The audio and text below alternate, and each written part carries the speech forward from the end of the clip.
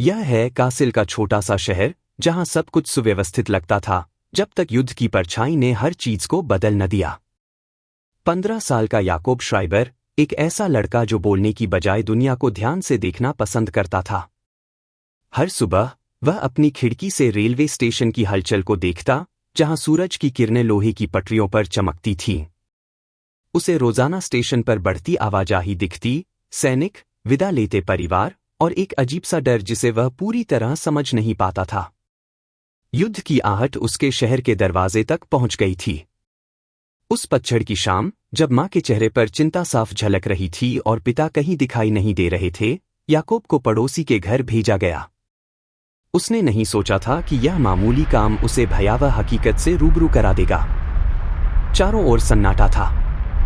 कभी कभार दूर से आती धमाकों की गूंज या हवाई जहाज की गड़गड़ाहट उसके दिल की धड़कन बढ़ा देती। लेकिन उसे क्या पता था कि कुछ ही पलों में उसकी दुनिया बदलने वाली थी।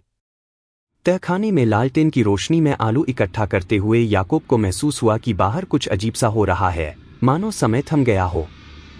और फिर वो आवाजें, कुछ ही देर में धमाके रुक गए, लेकिन उस पल ने उसकी हिम्मत और शहर दोनों को हिलाकर रख दिया था। जब याकूब ने तहखाने से बाहर कदम रखा, उसने ऐसा मंजर देखा जिसकी उसने कभी कल्पना भी नहीं की थी। शहर चकनाचूर था, लोग अपने प्रियजनों को पुकार रहे थे। और वहीं सड़क के बीचों बीच एक छोटी सी जूती पड़ी थी, जैसे किसी बच्चे की। सी पल याकूब को एहसास हुआ कि यह युद्ध दूर कहीं नहीं, बल्कि उसके घरांगन को तहस-नहस कर चुका था।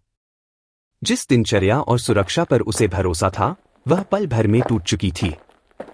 युद्ध सिर्फ बमों और गोलियों का नाम नहीं, यह उस अंधेरे का नाम है जो बचपन की मासूमियत तक को निगल जाता है।